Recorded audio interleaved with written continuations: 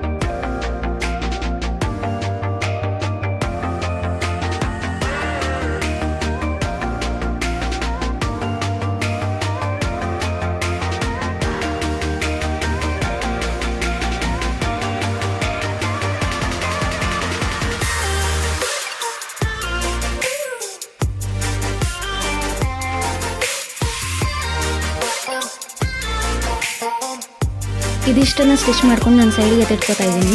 Next body ಪಾರ್ಟನ್ನು master ಮಾಡ್ಕೋತಾ ಇದ್ದಾರೆ.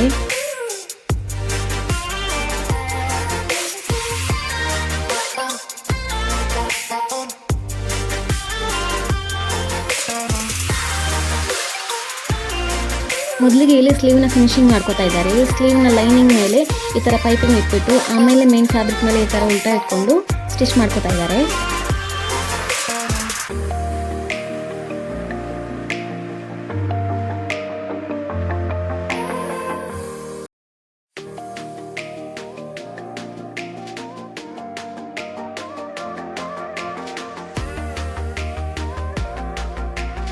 ಇದಾದಮೇಲೆ ಬಾಡಿ ಪಾರ್ಟ್ನ ಫ್ರಂಟ್ ಪಾರ್ಟಲ್ಲಿ ಲೆಫ್ಟ್ ಸೈಡಲ್ಲೂ ಮತ್ತು ರೈಟ್ ಸೈಡಲ್ಲೂ ಈ ಥರ ಡಿಸೈನ್ ಇದೆ. ಅದನ್ನ ಇವಾಗ ರೆಡಿ ಮಾಡ್ಕೋತಾ ಇದ್ದಾರೆ. ಲೈನಿಂಗ್ನ ಈ ಥರ 4 ಪೀಸಾಗಿ ಕಟ್ ಮಾಡ್ಕೊಂಡಿದ್ದಾರೆ. 4 ಪೀಸಲ್ಲಿ 2 ಪೀಸನ್ನ 2 ಸೈಡಿಗೆ ಫಿನಿಶಿಂಗ್ ಮಾಡ್ಕೋತಾ ಇದ್ದಾರೆ. ಈ ಥರ ಅಟ್ಯಾಚ್ ಮಾಡಿಕೊಂಡು ಎಕ್ಸ್ಟ್ರಾ 2 ಪೀಸ್ನ ಕಟ್ ಮಾಡ್ಕೋತಾರೆ. ಉಳಿದಿರೋ ಇನ್ನೂ 2 ಲೈನಿಂಗ್ ಪೀಸ್ನ ಆಮೇಲೆ ಫಿನಿಶಿಂಗೋಸ್ಕರ ಆಮೇಲೆ ಯೂಸ್ ಮಾಡ್ಕೋತಾರೆ.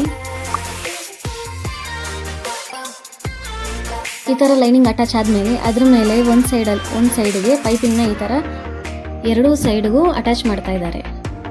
ಇದಿಷ್ಟನ್ನು ಸೈಡ್ಗೆ ಇಟ್ಕೊಂಡು ಇವಾಗ ಬ್ಯಾಕ್ ಪಾರ್ಟದು ಲೈನಿಂಗ್ ಮೇಲೆ ಈ ಥರ ಪೈಪಿಂಗ್ ಅಟ್ಯಾಚ್ ಮಾಡ್ಕೋತಾ ಇದ್ದಾರೆ.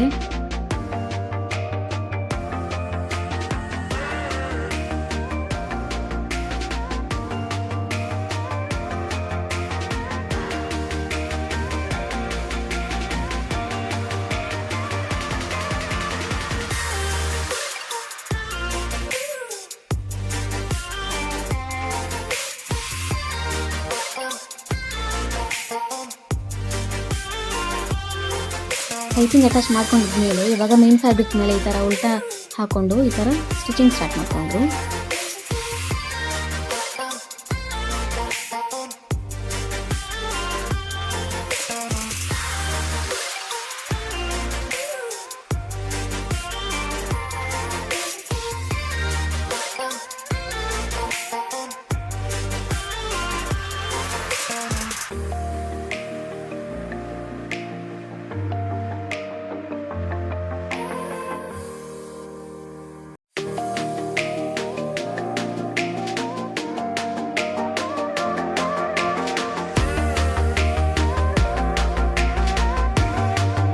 ಸ್ಟಿಚ್ ಹಾಕಿದ್ಮೇಲೆ ಏನು ಎಕ್ಸ್ಟ್ರಾ ಪೀಸಸ್ ಇರುತ್ತೋ ಅದನ್ನ ಕಟ್ ಮಾಡಿಕೊಂಡು ನಾಚಸ್ ಹಾಕೊಂಡು ಲೈನಿಂಗನ್ನು ಒಳಗಡೆ ಸೈಡ್ಗೆ ಟರ್ನ್ ಮಾಡ್ಕೋತಾರೆ.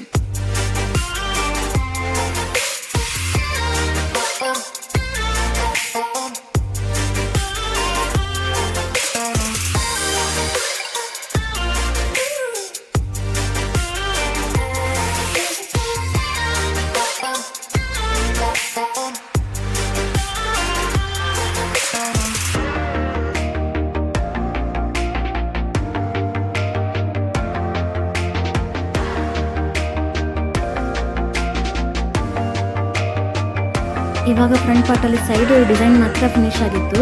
ಇವಾಗ ಫ್ರಂಟ್ ಪಾರ್ಟಿನ ಮಿಡಲ್ ಪಾರ್ಟನ್ನು ಫಿನಿಶ್ ಮಾಡ್ಕೊತಾ ಇದ್ದಾರೆ. ಲೈನಿಂಗ್ಗೆ ಆಲ್ರೆಡಿ ಪೈಪಿಂಗ್ ಅಟ್ಯಾಚ್ ಮಾಡ್ಕೊಂಡಿದ್ರು. ಇದಾದಮೇಲೆ ಮೇನ್ ಫ್ಯಾಬ್ರಿಕ್ ಮೇಲೆ ಇಟ್ಬಿಟ್ಟು ಲೈನಿಂಗನ್ನು ಒಳಗಡೆಗೆ ಟರ್ನ್ ಮಾಡ್ತಿದ್ರು.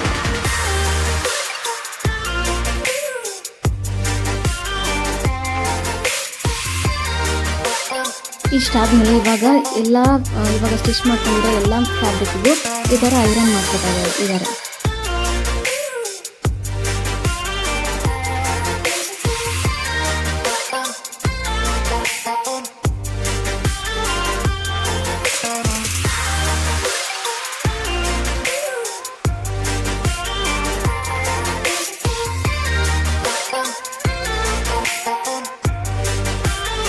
ಆವಾಗಲೇ ಏನು ಫ್ರಂಟ್ ಸೈಡಲ್ಲಿ ಲೆಫ್ಟ್ ಸೈಡ್ದು ರೈಟ್ ಸೈಡ್ದು ಲೈನಿಂಗ್ನ ಏನು ಬಿಟ್ಬಿಟ್ಟಿದ್ರು. ಇವಾಗ ಡಿಸೈನ್ ಫಿನಿಶಿಂಗ್ ಮಾಡ್ಕೊಳ್ಳೋದಕ್ಕೋಸ್ಕರ ಈ ಥರ ಈ ಲೈನಿಂಗನ್ನು ಎರಡೂ ಸೈಡಿನ ಉಲ್ಟಾ ಸೈಡಿಂದ ಅಟ್ಯಾಚ್ ಮಾಡ್ಕೋತಾ ಇದ್ದಾರೆ. ಇದಾದಮೇಲೆ ಮೇನ್ ಫ್ಯಾಬ್ರಿಕ್ ಇದೆಯಲ್ಲ ಡಿಸೈನು, ಅದನ್ನ ಮೇನ್ ಸೈಡಿಂದ ಫಿನಿಶಿಂಗ್ ಕೊಡ್ತಾರೆ.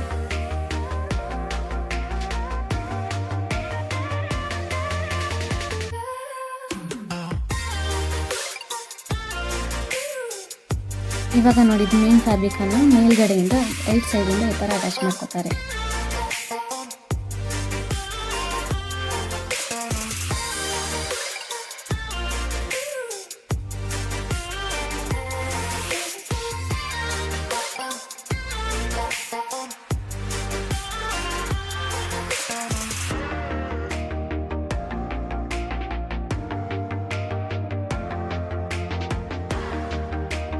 ಅಟ್ಯಾಚ್ ಆದಮೇಲೆ ಈ ಥರ ಕಾಣುತ್ತೆ ನೋಡಿ. ಉಲ್ಟಾ ಸೈಡಿಂದ ಲೈನಿಂಗ್ ಅಟ್ಯಾಚ್ ಮಾಡಿರೋದು, ಮೇನ್ ಸೈಡಿಂದ ಈ ಥರ ಇದನ್ನ ಅಟ್ಯಾಚ್ ಮಾಡಿರೋದು ನೋಡಿ. ಫಿನಿಶಿಂಗ್ ಎಷ್ಟು ಚೆನ್ನಾಗಿದೆ ನೋಡಿ. ಅದೇ ಥರ ಇನ್ನೊಂದು ಸೈಡನ್ನು ಫಿನಿಶ್ ಮಾಡ್ಕೋತಾ ಇದ್ದಾರೆ.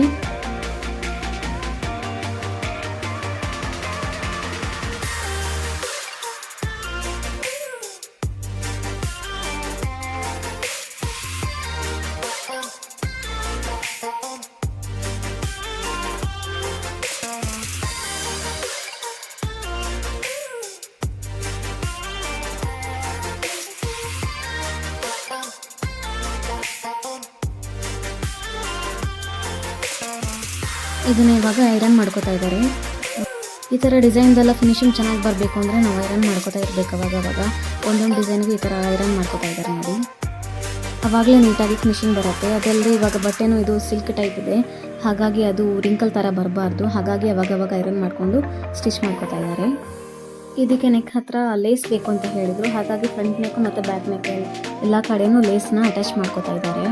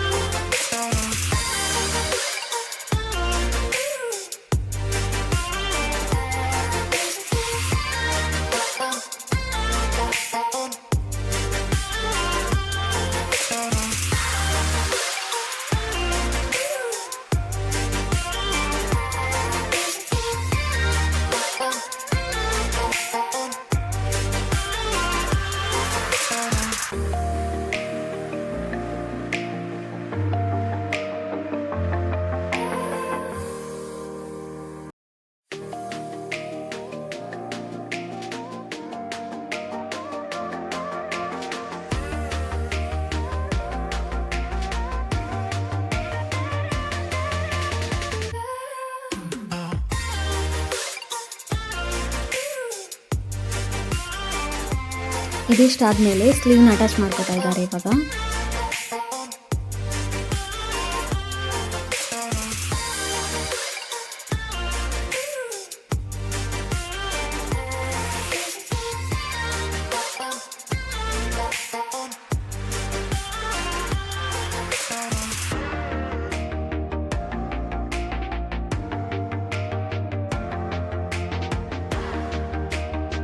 ಇದಿಷ್ಟು ಆದಮೇಲೆ ನಾನು ಫೈನಲ್ ಆಗಿ ಕಂಟಿನ್ಯೂ ನಾನು ಮಾಡ್ತಾ ಇದ್ದೀನಿ, ಫಿನಿಶಿಂಗ್ ನಾನು ಕೊಡ್ತಾ ಇದ್ದೀನಿ. ಇಲ್ಲಿ ಗೌನ್ಗೆ ಬ್ಯಾಕ್ ಜಿಪ್ ಕೊಡ್ತಾ ಇಲ್ಲ, ಸೈಡ್ ಜಿಪ್ ಕೊಡ್ತಾ ಇದ್ದೀನಿ. ಹಾಗಾಗಿ ಒಂದು ಸೈಡ್ನ ಈ ಥರ ಫಿನಿಶಿಂಗ್ ಮಾಡ್ಕೊತಾ ಇದ್ದೀನಿ, ಇನ್ನೊಂದು ಸೈಡ್ನ ಅದೇ ಥರ ಬಿಟ್ಕೋತಾ ಇದ್ದೀನಿ. ಇವಾಗ ಇಲ್ಲಿ ಲೈನಿಂಗ್ನ ನಾನು ಡಬಲ್ ಫೋಲ್ಡ್ ಮಾಡಿಕೊಂಡು ಬಾಟಮ್ನ ಫಿನಿಶಿಂಗ್ ಕೊಡ್ತಾ ಇದ್ದೀನಿ.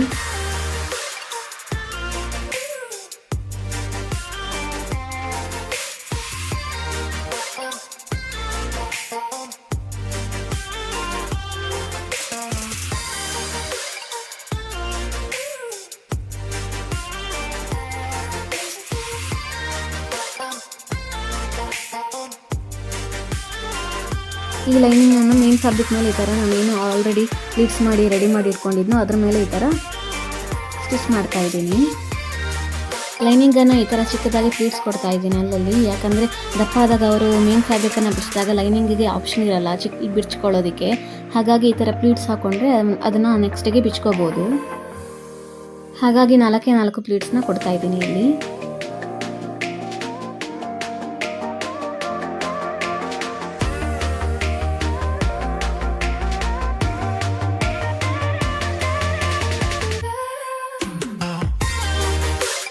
ಇವಾಗ ಬಾಟಮ್ ಪಾರ್ಟ್ನ ವೇಸ್ಟಿಗೆ ಅಟ್ಯಾಚ್ ಮಾಡ್ತಾ ಇದ್ದೀನಿ, ಅಂದರೆ ಬಾಡಿ ಪಾರ್ಟ್ ಮತ್ತು ಬಾಟಮ್ ಪಾರ್ಟ್ ಅದನ್ನ ಅಟ್ಯಾಚ್ ಮಾಡ್ತಾ ಇದ್ದೀನಿ.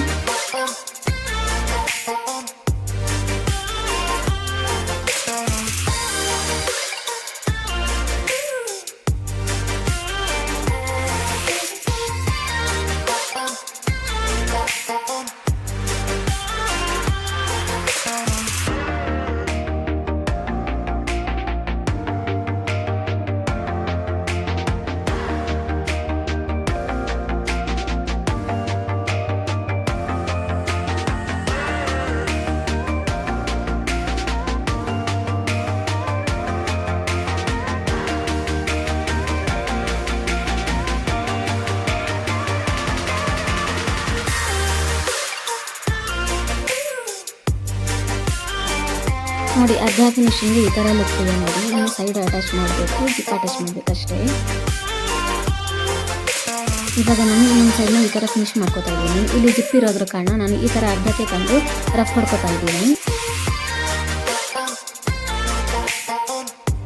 ರಫ್ ಹಾಕೊಂಡಿದ್ಮೇಲೆ ನಾನು ಲೂಸ್ ಸ್ಟಿಚ್ಚಲ್ಲಿ ನಾನು ಜಿಪ್ಪಲ್ಲಿ ತನಕ ಅಟ್ಯಾಚ್ ಆಗುತ್ತೋ ಅಲ್ಲಿ ತನಕ ನಾನು ಲೂಸ್ ಸ್ಟಿಚ್ ಹಾಕೊಂಡು ಮತ್ತೆ ರಫ್ ಹಾಕೋತೀನಿ. ಇದು ಲೂಸ್ ಸ್ಟಿಚ್ ನಾನು ನನ್ನ ಈಸಿಗೋಸ್ಕರ ನಾನು ಹಾಕೋತಾ ಇರೋದು, ನೀವು ನಿಮ್ಮ ಕನ್ವೀನಿಯಂಟ್ ವೇನಲ್ಲಿ ಮಾಡ್ಕೋಬೋದು.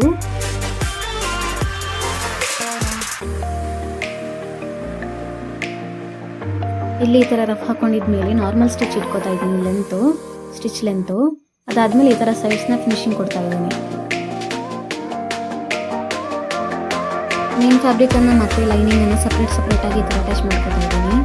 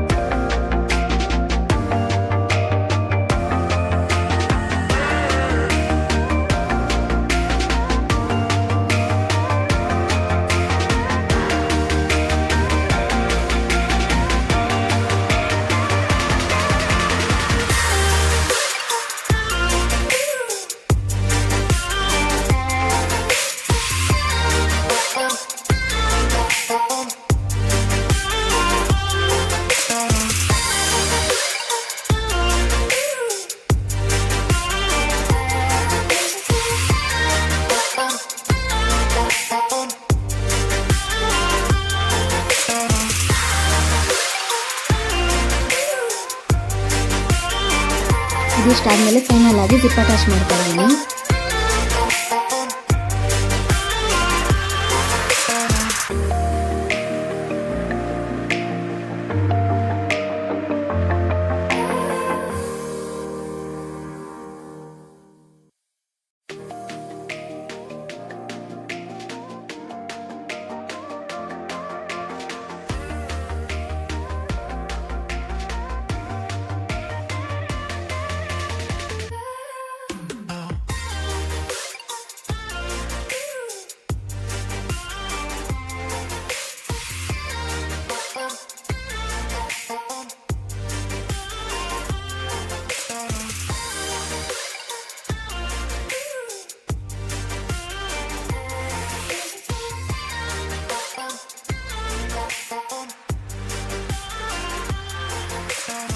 ಜಿಪ್ ಅಟ್ಯಾಚ್ ಆದರೆ ಈ ಗೌನ್ ರೆಡಿ ಆಗುತ್ತೆ. ನಾನು ಇನ್ನು ಉಳಿದಿರೋ 2 ಟ್ವಿನ್ಸ್ ಬೇಬಿದು ಏನು ಡ್ರೆಸ್ ಇದೆಯೋ ಅದನ್ನ ನೆಕ್ಸ್ಟ್ ಅಪ್ಲೋಡ್ ಮಾಡ್ತೀನಿ. ಫೈನಲ್ ರಿಸಲ್ಟ್ ಈ ಥರ ಇದೆ. ಈ ಡಿಸೈನ್ ನಿಮಗೆ ಇಷ್ಟ ಆದರೆ ಲೈಕ್ ಮಾಡಿ, ಶೇರ್ ಮಾಡಿ, ಕಮೆಂಟ್ ಮಾಡಿ. ನನ್ನ ಚಾನಲ್ನ ತಪ್ಪದೆ ಸಬ್ಸ್ಕ್ರೈಬ್ ಮಾಡಿ. ನೆಕ್ಸ್ಟ್ ಎಪಿಸೋಡ್ ಜೊತೆಗೆ ನಿಮಗೆ ಸಿಗ್ತೀನಿ. ಅಲ್ಲಿ ತನಕ ಥ್ಯಾಂಕ್ ಯು. ರಾಮ್ ರಾಮ್.